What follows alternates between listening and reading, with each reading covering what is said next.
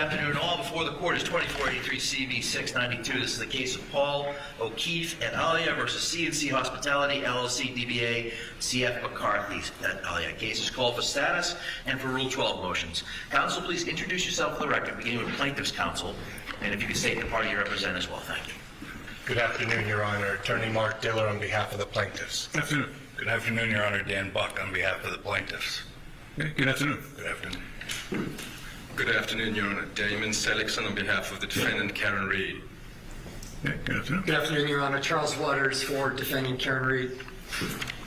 Good afternoon, Your Honor. Alan Jackson on behalf of Ms. Reed. Good afternoon. Good afternoon, Your Honor. Aaron Rosenberg also on behalf of Ms. Reed. Good afternoon. Good afternoon, Your Honor. William Kevel on behalf of Karen Reed. Got it. Okay, Good good afternoon, Your afternoon. Honor. Christopher George on behalf of the defendant, Karen Reed. Good afternoon, Your Honor. Marissa Palladini on behalf of Karen Reed. Good afternoon. Good afternoon, Your Honor. David Hassett on behalf of Waterfall Bar and Grill. Okay. I'm sorry, did you say the Waterfall? Waterfall, yes, Your Honor. Got it. Good afternoon, Your Honor. Attorney General also on behalf of Waterfall Bar and Grill. Good afternoon. Good afternoon, Your Honor. Looking Rose on behalf of the defendant, CF McCarthy. Good afternoon. Okay, that's all the counselors. Good afternoon, folks, and welcome everyone to the event for this afternoon. When I was assigned this case last spring, the first thing I wanted to do was try to get a sense of where we all were going to fill in our tracking order and get a sense of what direction this case is going. And in the meantime, it looks like there was a motion to dismiss filed by the defendant. So what I would like to do is go through some of the procedural issues that you see in the case for now. We can talk about tracking order. I do think that it's important to get a trial date established at this point, like we would do with any kind of a wrongful death tort action. So to that end, we'll start with the plaintiff. What do you see as procedural issues? I'd like to get an update on discovery, on how that's all going. Counsel? And then we'll get into the motions to dismiss as a substantive issue. I know there's a lot of people here that want to see what the case is all about, but I think it's more important at least to get an idea procedurally where you stand. Understood, Your Honor. Plaintiff has served all of the defendants with discovery. All of the defendants are currently late with regard to producing discovery. We have not received any as of yet, or minimal. We have started to get some of the documents from the DA's office, though we are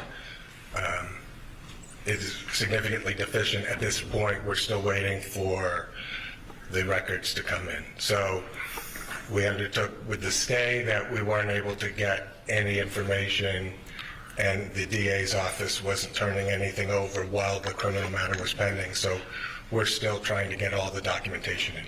Okay, but just if I can follow up on that, the stay that was issued, Judge White had issued one back in maybe the fall. I had issued one when the criminal trial was ongoing, and that was sort of a self-defining 60-day or whichever comes first. So that should be pretty much in the rearview mirror for now, right?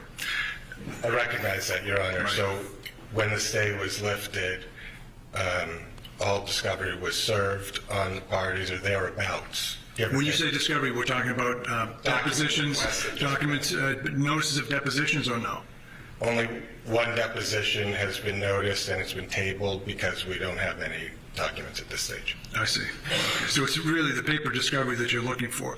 And when you say the DA's office, that obviously is not the defendants. That's going in a different direction, but you're pursuing that sort of on your own? Right, but we've also, I anticipate that the defendants have all the same data that was exchanged during the criminal matter, to which we haven't ever received. So we have requested that both from the defendant, and we've requested it from the DA's office. Okay. It is coming in from the DA's office in parts, and I anticipate we should have it all within the next 21 days, is my guess. Okay. All right, procedural issues from the defendants. We can start with you, Attorney Seligson. Thank you, Your Honor. As we're anticipating the status of this case, it's important to inform the court that from Ms. Reed's perspective, we have affirmative claims that we intend to bring on her behalf. Those claims stem from the same facts that are at issue in this case. Those claims, Your Honor, are against parties that are not in the litigation at this point, including the Massachusetts State Police, Lieutenant Brian Tully in his personal capacity, Sergeant Yuri Buchanan in his personal capacity, Michael Proctor. Those claims would be in the nature of violations of Karen Reed's civil rights and conspiracy. The claims against the Massachusetts State Police would be negligent training, supervision, and retention of Massachusetts State Police troopers. We also intend, Your Honor, to bring claims, affirmative claims, against Brian Albert, Nicole Albert, Matthew McCabe, Jennifer McCabe, and Brian Higgins, who were the occupants of 34 Fairview Road in Canton on the night in question. Those claims will be in the nature of civil conspiracy, violation of Karen Reed's civil rights, and then a claim against the town of Canton through its police department for negligent failure to secure the garage in the Sally Port.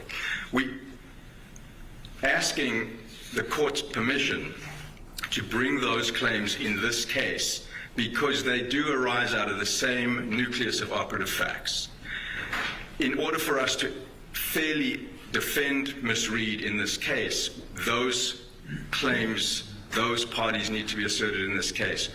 What we'd like to ask the court's indulgence for is we have a proposal of how to bring those claims in, given the voluminous nature of this case.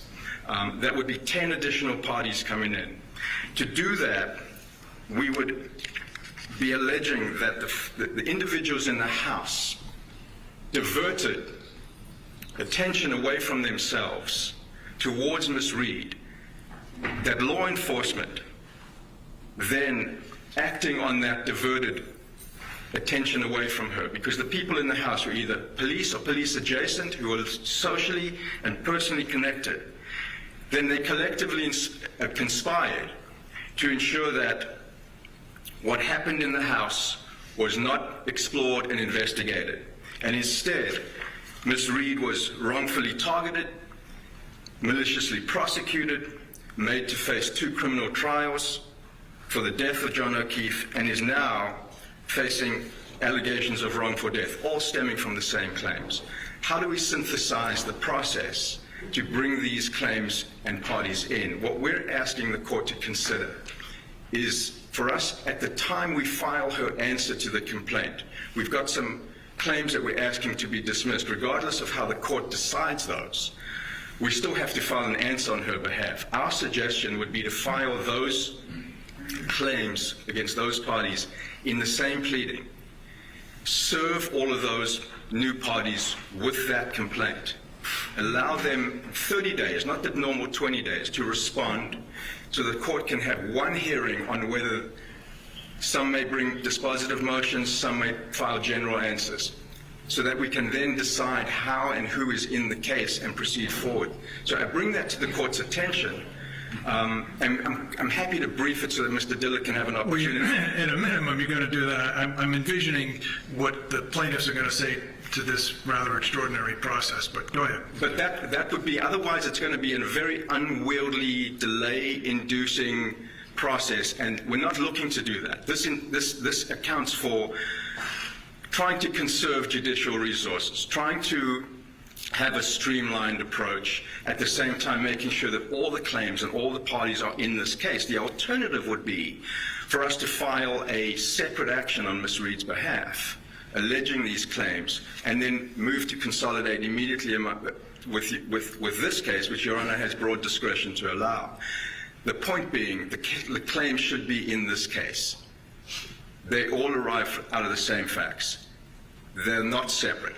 And that's essentially what we'd like to do. We'd like to brief that, Your Honor, and have the plaintiffs respond and then proceed from there. Okay.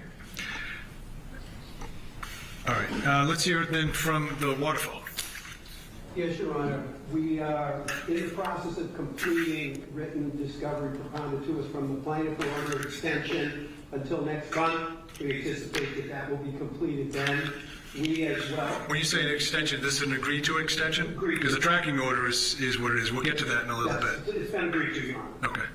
And then, Your Honor, we're looking at depositions, but we don't want to consider noticing depositions yet until a lot of the document requests have been answered and the subpoenas for keeper of records. We haven't seen any of the records. We're aware of them certainly from the criminal trial, but when there are a lot of records, as I understand it, that are still to be produced, so that we would then proceed with depositions as warranted in conjunction with counsel and obviously picking dates that work for all.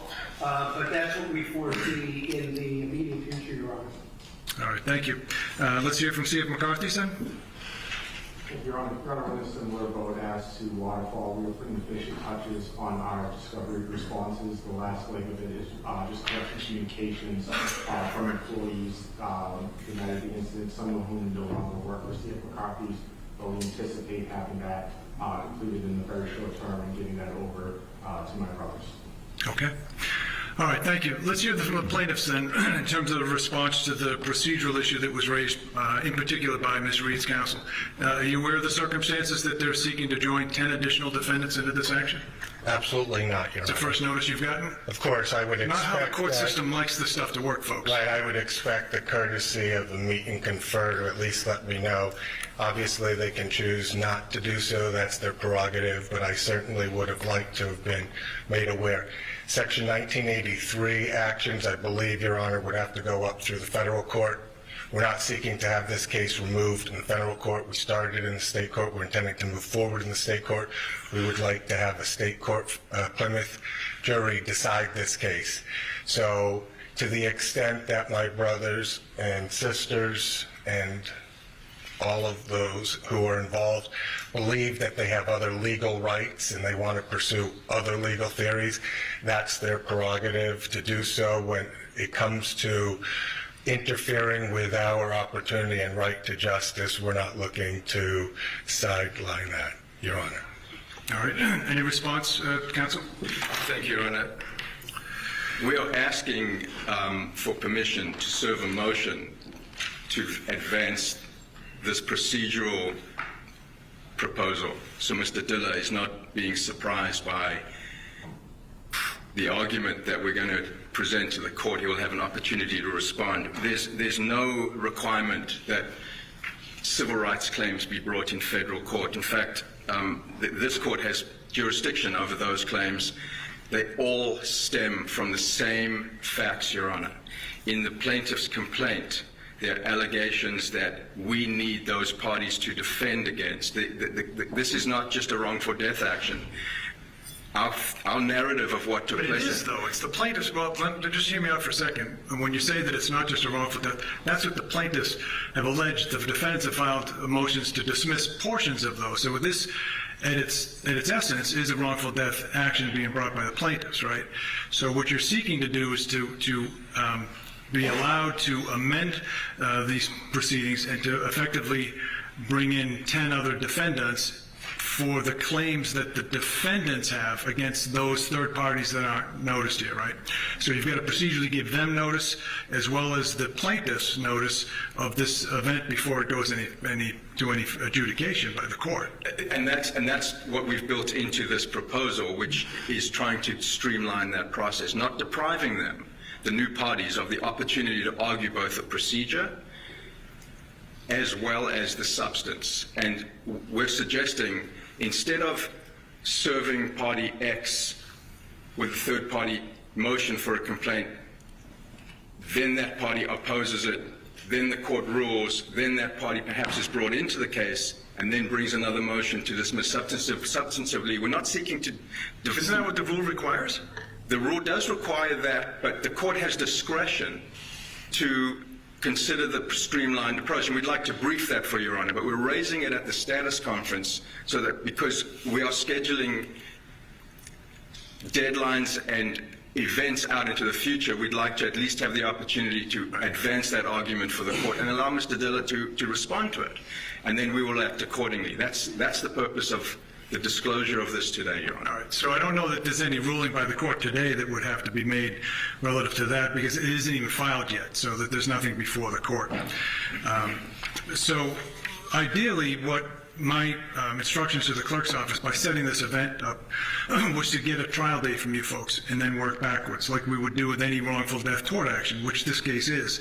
I take exception to the defendant's notion that this is not just a tort action. It is. That's what it is. It's a civil case. I know there's a lot of people who are interested in this case, but at its heart, there are, at this time, eight parties involved in this case, correct? Yes, sir. There's 5 for the plaintiff, and there's 3 for the defendants, 2 corporations and Ms. Reed. So that's the way the case is shaping up. You've got your tracking order, so you understand what the deadlines are now. I have the tracking order, I think, basically shows this case as having discovery. Yeah, your discovery is supposed to close August of next year. Your Rule 56 motions to be done by October-ish of next year. Final pretrial conference February of 2027 with judgment by August 26th of 2027. So that's what the tracking order has in store as the case stands now, right? I mean, we could get you a trial date way sooner than that if you wanted to. I mean, literally, I could, the clerk and I were talking earlier before today's proceeding, and I may end up having to suspend, depending on what the circumstances. We were charging the jury on a homicide case earlier today. So we have a deliberating jury right now, so I don't know that I may have to suspend and then rejoin here in a little bit. But for now, so you understand it, we could get you a trial date as soon as practically this spring on this case. But to join 10 new defendants under wholly separate theories for people that haven't even been joined yet in this litigation puts that on its head. There's no way we could, you wouldn't even have this procedural process outlined by the spring, most likely. I understand that, and that's the dilemma that we're trying to bring to the court's attention, because there is going to be an affirmative pursuit. Well, you're saying an affirmative. You said earlier affirmative defense in this case, which those would not be affirmative defenses. Those are wholly separate third-party causes of action against people who are not part of this litigation, correct? So it's not an affirmative defense. It's not an affirmative defense in the traditional sense, but it is part of the defense in the face of the wrongful death claims. The wrongful death claims stem from the same facts that the affirmative claims would be seeking to be pursued against. So it is the same set of facts. If we were to file a separate action, Your Honor, where Karen Reed is the plaintiff and these parties that I've identified are the defendants, we would be pursuing down 2 separate pieces of behemoth litigation when we can consolidate them at the same time. That's what we're trying to suggest may be a more streamlined approach. And it's not intended to delay. It's actually intended to try and synthesize the process and conserve resources, attain judicial economy without prejudicing the plaintiff. Discovery is already ongoing. But to have 2 depositions, for example, of parties in 2 separate cases, where we can have one and the claims could proceed at the same time, just seems to make judicial sense. That's why we're raising it. But we'd like to brief it if the court gives us that permission. Okay. All right. On that last discrete issue, anything else from the plaintiffs? We have served them with discovery, asking them, they have a burden if they're going to do affirmative defenses to establish that there are third parties who are responsible here. That can be their affirmative defense, but they have a burden to prove that. And if they can't meet that burden, then it should never come into our case. If they're seeking to overlap these 2 cases and throw it as far wide-ranging as they just announced, then there's no way that we would not be prejudiced by their strategy in the plaintiff's underlying case. All right, those issues are reserved. I certainly am not going to make any ruling on that. There's nothing formally before the court, no written motion, no Rule 9A or 9C certificate, none of that stuff. So it's not procedurally before the court, but certainly I appreciate hearing the argument nonetheless that this may be the future landscape of the case. What also brings us here, when I noticed the status conference for today, the defendants have filed motions to dismiss. If you're prepared, I'll go forward on that, let you deal with the substance of the motions to dismiss. I have read through your material, so I get the gist of what the defendants are raising. Counsel, would you like to proceed? Thank you, Your Honor. As we've briefed, Your Honor, the counts that are at issue in the motion to dismiss are counts 13, the counts 10 through 13. They are infliction of emotional distress claims. As we have presented in our papers, none of the plaintiffs observed the alleged incident that is described in the complaint. None of the plaintiffs came upon the decedent in close enough proximity to state a claim for emotional distress. There is no... The cases, Your Honor, limit when a claimant can claim emotional distress. The cases talk about temporal, spatial, and relational limitations. Taking the claim that Kaylee Furbush has alleged, that claim is for negligence/reckless/intentional infliction of emotional distress, and the basis of that claim is that there was a discussion on the telephone or discussion after Karen Reed had left 34 Fairview in Canton and had somehow started to fabricate a story about what had taken place. Kaylee Furbush was not at the scene, and the perception of someone dying is not an actionable claim under any case that we can find in Massachusetts state law. So she wasn't at the scene, didn't come upon the decedent, and therefore doesn't have the same types of proof, at least is played in the complaint, that would satisfy the limitations that the case law sets up, the temporal, the spatial, and the relational. With respect to the claims of emotional distress that have been brought by John O'Keefe's mother, father, and brother, again, they were not witnesses to the event. They came upon him many hours later. There are cases, and particularly the Cohen case that is cited in our brief, that speaks to the time that passes between an alleged event and when a family member or a bystander witnesses the consequences of that alleged event. And in that Cohen case, the court speaks to the fact that the mother of a young man that died in a plane crash didn't get to find out about it until many, many, many hours later, and the court denied the right to pursue an emotional distress claim. More importantly, Your Honor, there is a remedy here, if for the sake of argument, there is a remedy here through the wrongful death statute.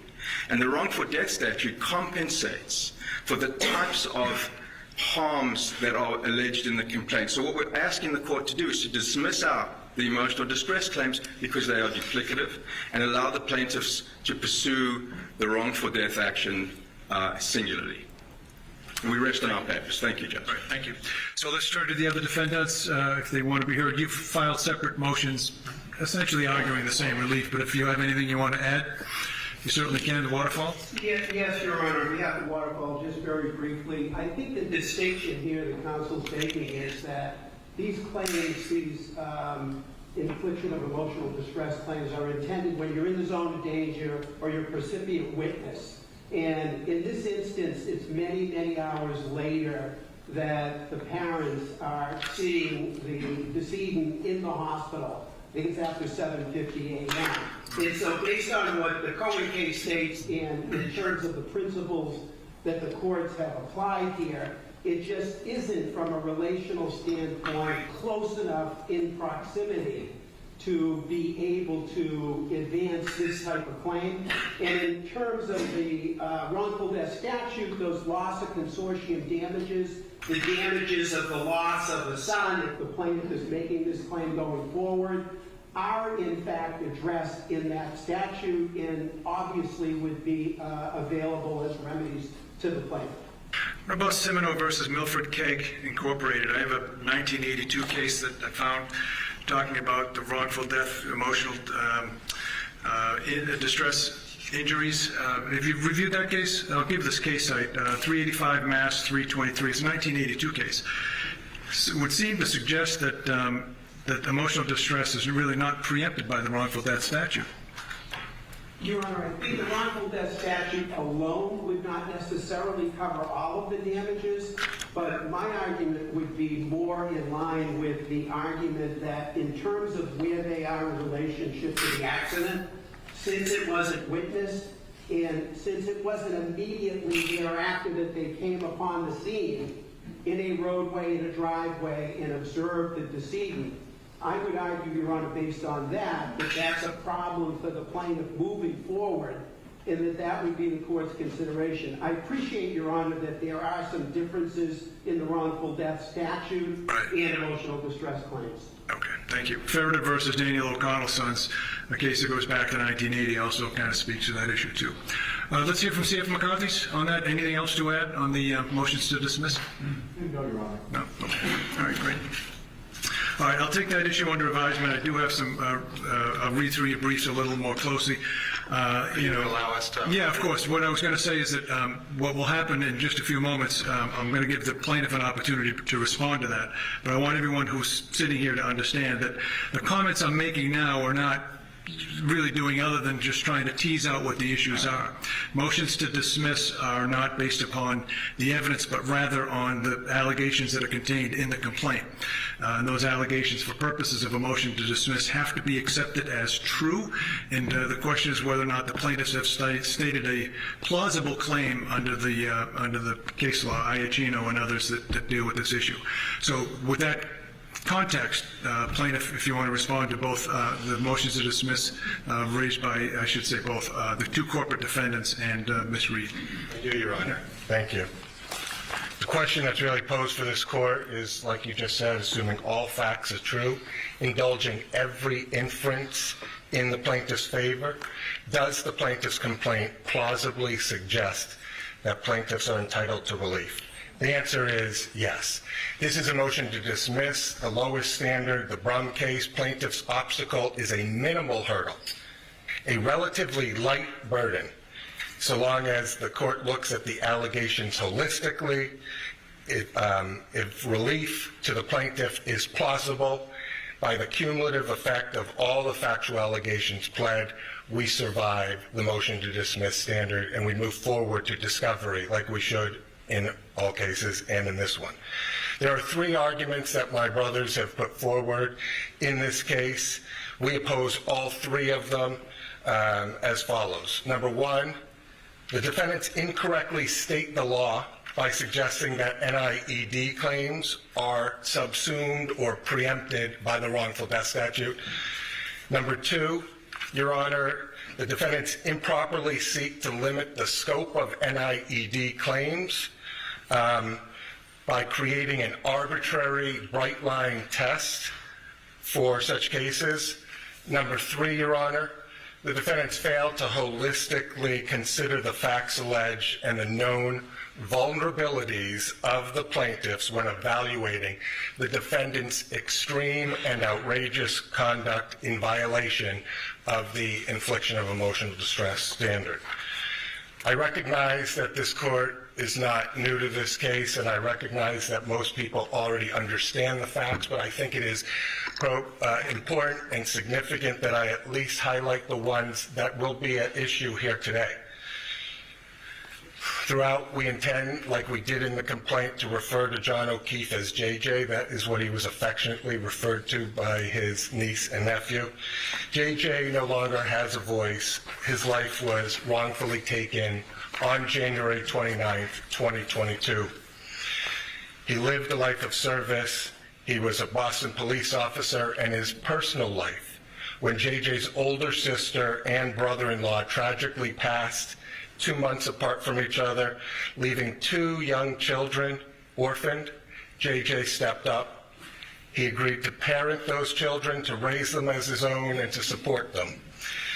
Fast forward to 2022, Your Honor. JJ is involved in a relationship with Miss Reed. It's been going on for a period of time at that time. January 29th, 2022, Karen drives drunk. She reverses her SUV. She knocks JJ down. She leaves him to die in the cold. and Reed knows that she strikes the plaintiff. Rather than seeking to help or calling 911, she returns to JJ's home. There, JJ's 14-year-old niece, Kaylee, a plaintiff in this case, is home alone, asleep. That's when Karen starts plotting. Now, it is significant for the facts for you to understand the context here. Karen Reed knows Kaylee well. She's been in her life for almost up to 2 years.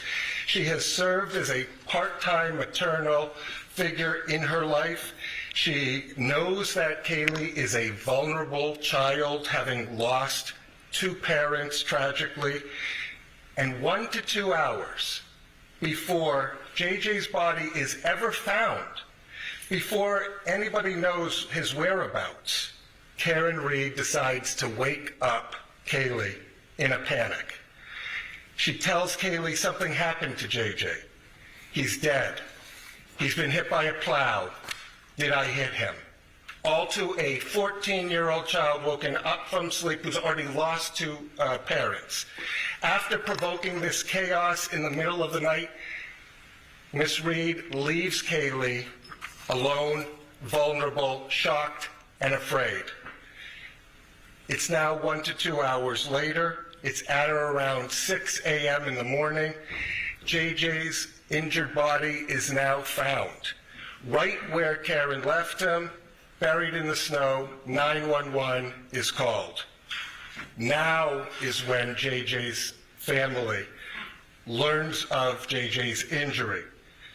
JJ's injuries at this point enter into the O'Keefe's consciousness. At or around 6 a.m., they rush to the hospital. It's 7:50 a.m. That's when the hospital pronounces JJ dead.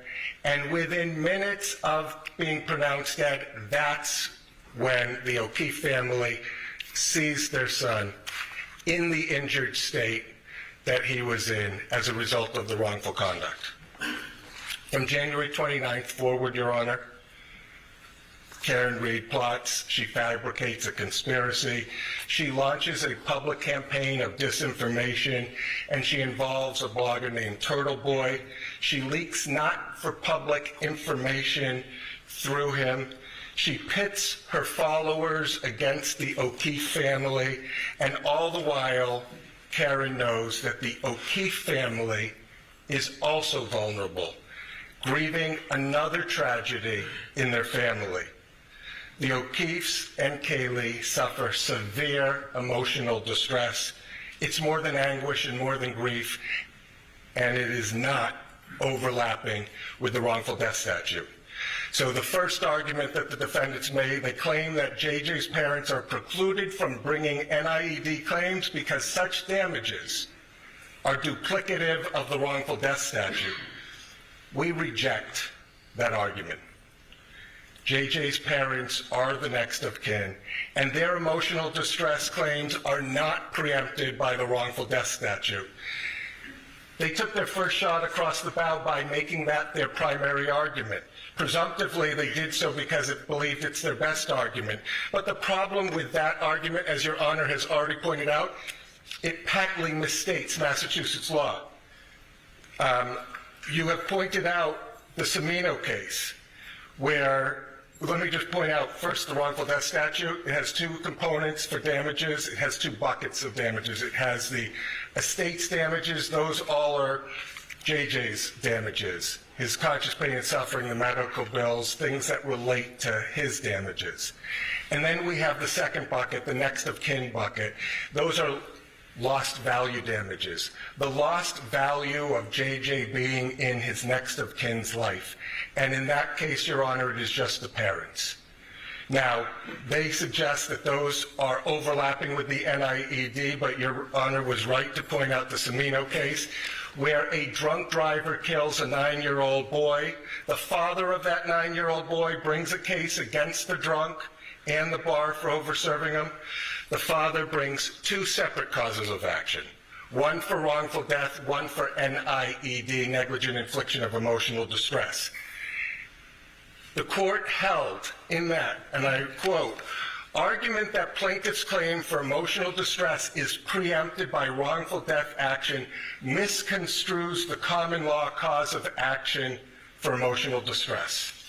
Emotional distress, as the concept has evolved in the Commonwealth, is a severe psychological shock directly resulting from experiencing or witnessing the effects of the defendant's conduct. A claim for damages based on emotional distress, the court says, does not include an administrator's claim for loss of consortium, which will be present in every wrongful death action such as this. Since emotional distress is a wrong to plaintiff distinct from what was done to his son and the statutory beneficiaries of the decedent, it is not a duplicative remedy. It is not preempted by the wrongful death statute, and that's page 334 of the Cimino case, Your Honor. Cimino still remains good law. You were right to point that out. It directly contradicts everything that my brothers just argued here in this court, and I see no reason why this court should overturn the good standing law that exists under the Cimino. We ask that Your Honor deny the motion to dismiss for that first argument. The second argument that they make, Your Honor, is that the plaintiff's NIED claims are not sufficiently contemporaneous with the alleged accident because the family sees JJ 7 hours after the accident. That the law does not endorse such a narrow, arbitrary interpretation of the law. It is misplaced for the defendants to focus arbitrarily on the time of the accident, because let's look at the law itself. The liability for NIED depends on a number of factors: where, when, and how the injury enters into the consciousness of the plaintiffs. And it also requires the degree of relationship between those plaintiffs. But I repeat, where, when, and how the injury enters into their consciousness. It is misplaced for the defendants to suggest that it matters that plaintiffs were not at the scene of the accident, because, as you pointed out, the Farrader case stands in the exact opposite, where the plaintiff who rushes onto the scene and finds his loved ones injured has no greater entitlement to emotional distress for that shock than a plaintiff who rushes to the hospital, so long as the shock follows closely on the heels of. It is misplaced for the defendants also to suggest that there is a bright line test for the number of hours that passes between the time of an accident and when the injury enters into the consciousness of the plaintiffs. Your Honor has persuasive authority from the Zachary case that shows that an NIED case can survive even when the close family doesn't see the deceased body or the injured body until a day later after the wrongdoing. There is no bright line test. NIED is a fact-intensive analysis. And when we apply the law to the facts of this case, let's look at where, when, and how the injury enters into the consciousness of the people that we're bringing those cases for. It's 12:30 a.m. and nobody except Karen Reed knows about JJ's injuries. Defendant's wrongdoing continues into those early hours. She knows she struck him. She seeks no medical help. Instead, she chooses to cover it up and hides the injuries from anyone. It's not until 6 a.m. that JJ's injuries are even capable of getting into anyone's consciousness.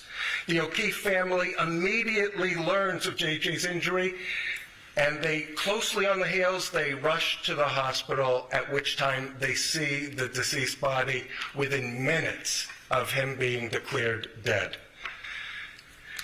It is incredulous to think that a wrongdoer who hides the wrongdoing and the injury from anybody can be relieved of liability simply because the injury becomes knowable only after they disclose it. The defendant's cited cases are inapposite. They have no relationship to what is being asked of this court. They all involve a motion for summary judgment standard, which is a very different standard than the one that we are talking about here today, the motion to dismiss, the lowest hurdle to overcome. They try to equate it to a mother who learns of the rape of her daughter 7 months later, but that rape was known to other people within days. They try to relate it to the Migliore case, which has no relevance because it deals with somebody who has no close relationship. They didn't even know the decedent, and therefore it doesn't meet that standard. And then they rely on the Cohen case, which I heard both sides try to suggest has relevance. But in that case, Your Honor, the mother learns of her son's death 7 hours after the death. That's 7 hours after the injury occurred.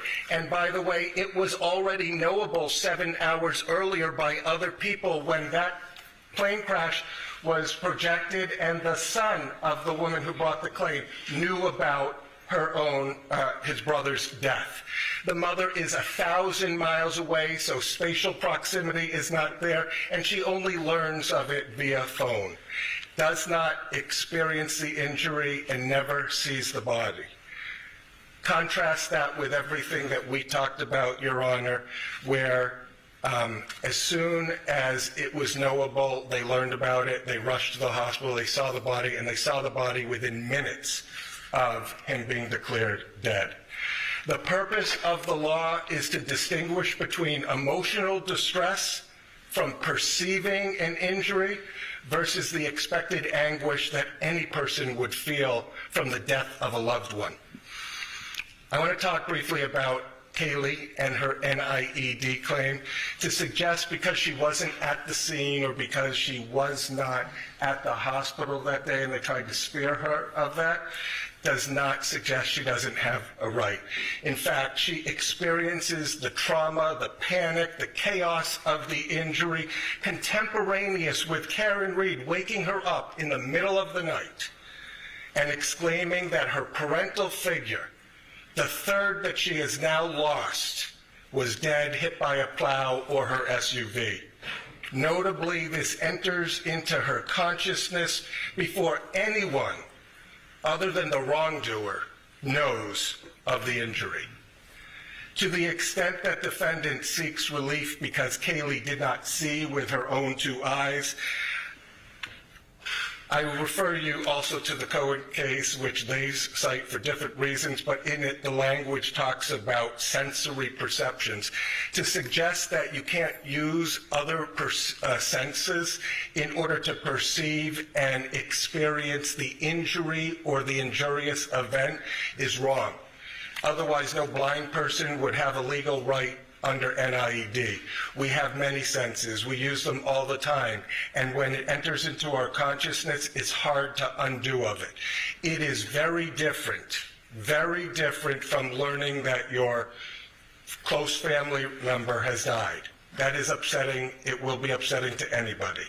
But to have experienced the event or the injury and enters into your consciousness, that is the very reason and the foundation why NIED exists as a claim. So on that second, we also suggest that you should deny it because they experience the injuries. Closely on the heels of them being knowable and perceivable to anybody.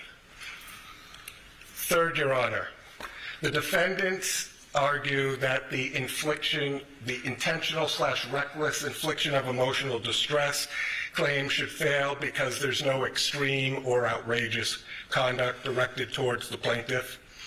But when viewed holistically, the facts demonstrate that Ms. Reed should have known her extreme and outrageous conduct would be detrimental to these vulnerable plaintiffs. and I use the word vulnerable plaintiffs because it's relevant to our case law, Your Honor, it's misplaced to suggest that the conduct needs to be directed immediately towards those plaintiffs. As long as she should have known that the emotional distress was the likely result of her conduct, that's sufficient under the reckless infliction of emotional distress standard. So how do we evaluate what is extreme and outrageous?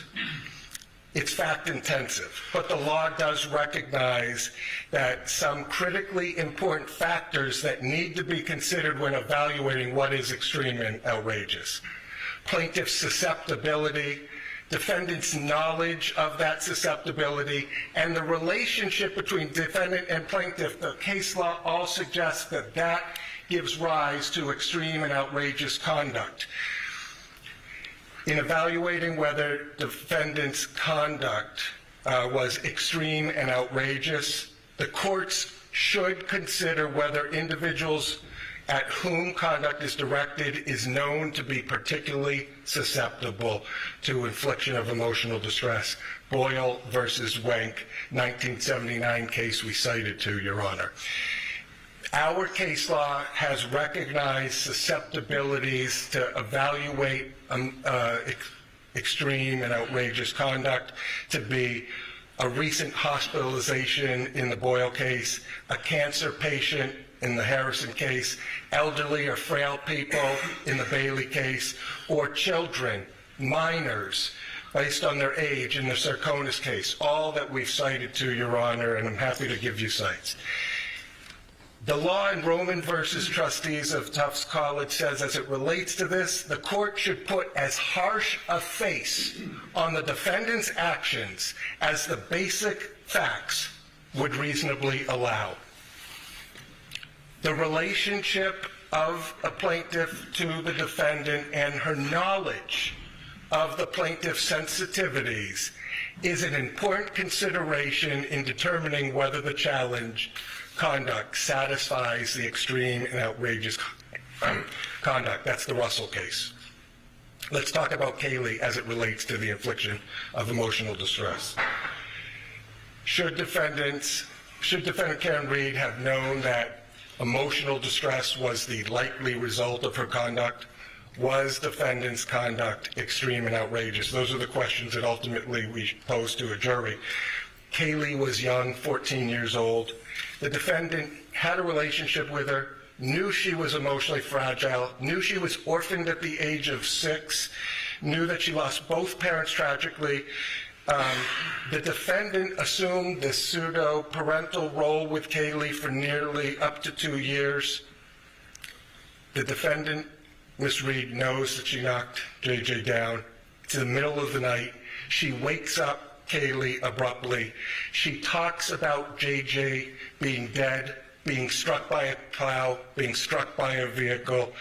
Mind you, this is all hours before anybody has even discovered his body, and she is now actively talking about him being dead.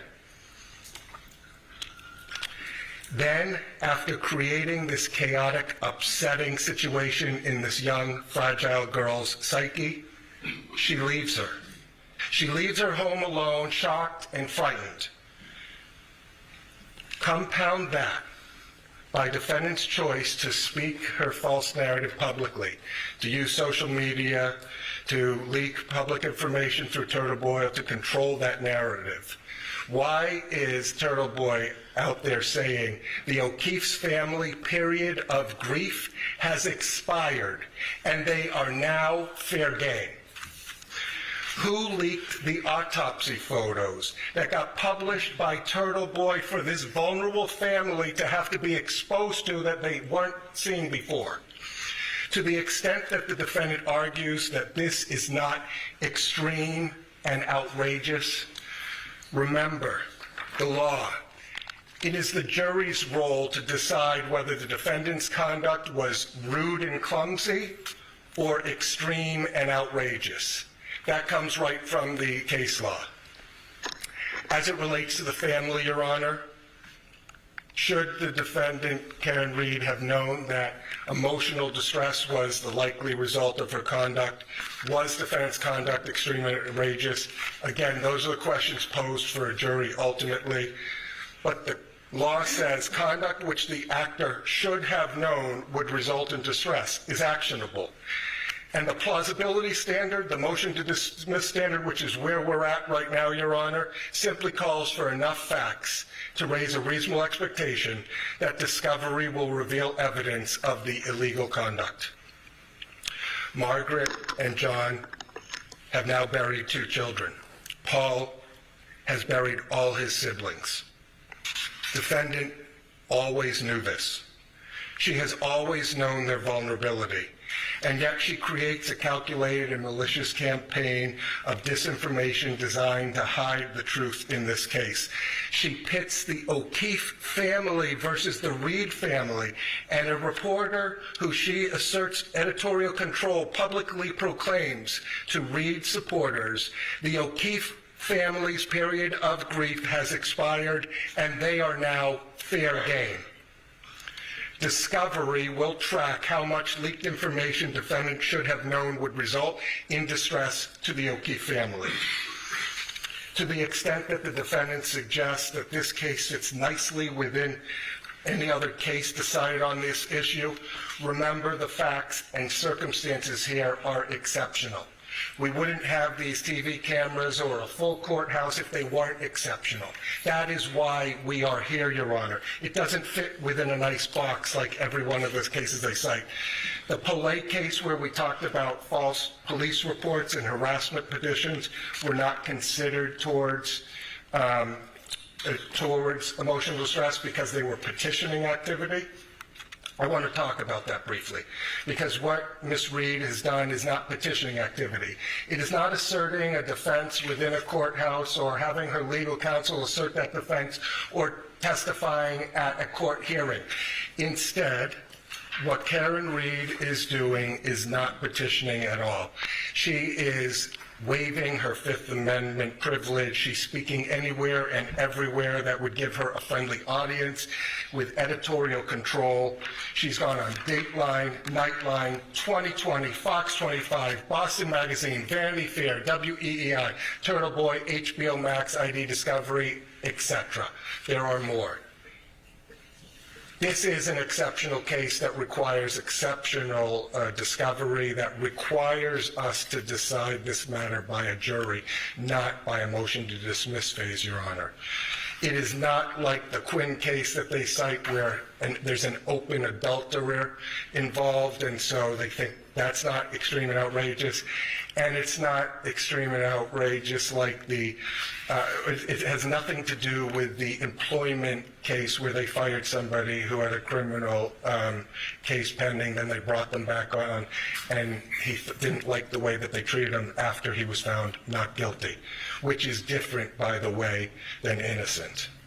The court should deny the third of those arguments. They should know that plaintiff's susceptibility and vulnerability are at issue in this case and are the very reason and foundation why it is extreme and outrageous conduct, and that defendants' improper actions would cause severe emotional distress. Defendants' actions were not rude and clumsy. They were extreme and outrageous. We ask Your Honor to allow this case to go forward with discovery, allow us to explore each and every one of those issues, because these are real damages for real people who have suffered long enough. Thank you. All right, thank you. Any response from the defense? Your Honor, briefly. Firstly, those allegations contained in the complaint are allegations which we will refute. Counsel cites to the Camino case, relies heavily on it. What counsel didn't tell the court is that in the Camino case, the father of the child who died in the car accident was himself hit. Part of the car accident. Gets up, runs to see his son. It's contemporaneous. It's at the time of the event.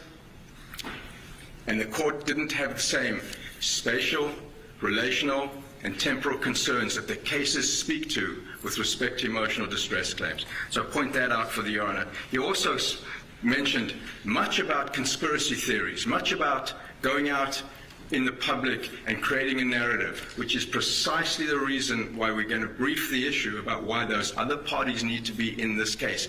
As I'd said, it is more than just a wrongful death action, Your Honor. I respect the opportunity to brief that, and we rely on our papers and defer to the court on the motion to dismiss. All right, thank you. Any other defendants wish to be heard on the issue? Anything else? All right, thank you.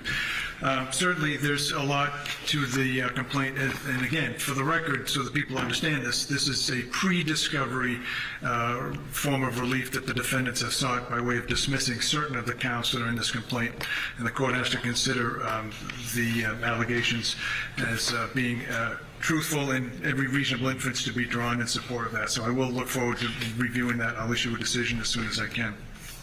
As expected, the lawyers in this case have advocated the positions of their clients very clearly, and I expect that with the procedural things that it might be asked for at some point, that this case will have a very long and tail to it as it goes through the litigation process. We expect that in the court system, we give people their ability to try cases and get a jury to listen to the arguments and to ultimately make a decision.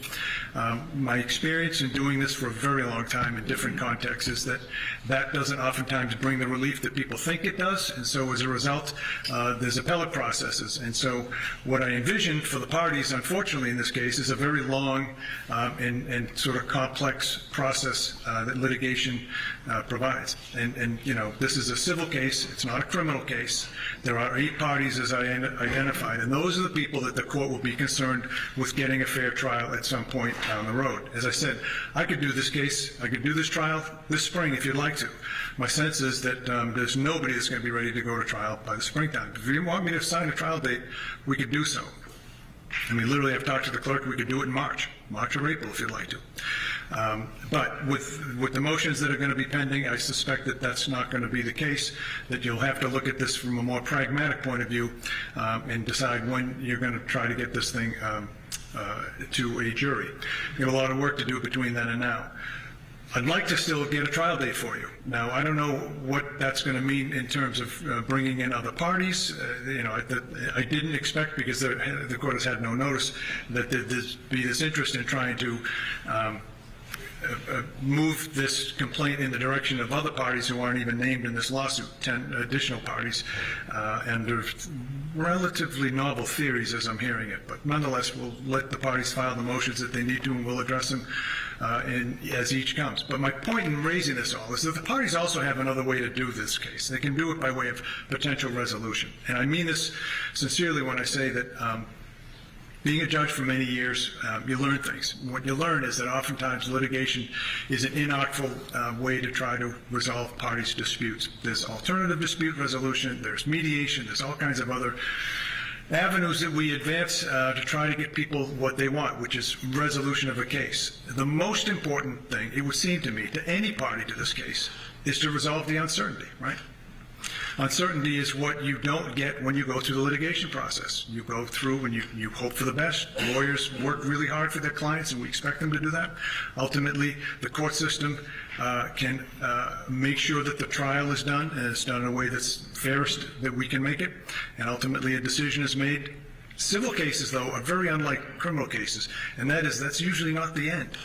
Ask any of the lawyers, your clients can ask your lawyers about post-disposition or post-verdict process. It can be really long and arduous. I've had the pleasure of having trials that are 16, 18, 20 years old, and they're still going. The clients don't have to do that. The clients can try to put some efforts, at least as much effort in the litigation process as trying to resolve it. Why do I say that? Because resolving cases resolves uncertainty, which is perhaps the most important thing any client can get in a case. I say that because you'll have that opportunity through all the process. You've heard me outline it. Your discovery isn't even closing until the discovery is going to close next December, but it's really 2027 that you're looking for a trial in this case realistically. Again, we could do it in 2026 in the spring if you want to. And I'm going to ask the parties to work collaboratively to try to come up with a trial date that is workable. I understand that's a wrench has been thrown into the works because of this other process. We'll probably have to deal with that in the short term. I'll pledge to try to get you what you can as quickly as I can. I tend to get decisions out pretty quickly. I tend to try to move things to get parties what they want, which is ultimately their day in court. I'm just telling you at the outset that I think that it's worthy of exploring possible resolutions on your own. You can do it through this court. We have a mediation process that you can avail yourselves of, judicial settlement conferences. You can go through private neutrals, because there are now 8 parties involved in this case, 2 of which are corporate defendants, 1 of which is Ms. Reed. And so that's going to give you a lot of opportunity for dialogue. My sense is I'm probably wasting my time by doing it at this stage of the process, but I think it's important that your clients know that there is an alternative way out of this. Money damages are all the plaintiff can ask for. Nobody can restore, we say this when people lose loved ones or that they have some meaningful part of their body or mind that's been lost in a litigation. We can't restore that. We award money damages. And so ultimately that's what the imperfect litigation system will have. Knowing that, there's a huge opportunity to try to resolve a case like this, and I would urge the parties to have very frank discussions with their lawyers about that, and ask yourselves, is it worth going forward with all the uncertainty? And I'm not going to explore with your clients what everybody has to lose. Everyone knows that. If I were representing a plaintiff in this case, I would tell them all about things like the time it takes to get to litigation, what we have the burden of proof. Yes, it's easier with a burden of proof that's by a more likely than not standard versus a proof beyond a reasonable doubt, but still, it's a burden of proof nonetheless. But there's a time value of money.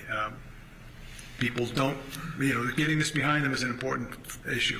From the defendant's point of view, again, time is money. There's a lot of time, effort, and anxiety that is put together with a litigation like this. We have 2 ongoing, as far as I understand, the 2 businesses in Canton are ongoing, and they have their business decisions they have to make ultimately. They're defendants in this case. They have to understand the risk of going forward in a trial versus resolution. Of course, Ms. Reed herself, a lifetime of potentially facing the uncertainty of a judgment and what that will mean in terms of ability to put this matter behind and going forward. It's going to be very complex. So you can resolve that by looking at putting some effort into this case to resolve it. If you can, great. If not, we stand here committed to giving you the next opportunity to get it before a jury, which I'm suggesting to you could do as soon as this spring, if you want to. Okay? Anything else we need to address this afternoon? Not from the defendant, Your Honor. Okay, great. I'll issue a decision on the motion to dismiss.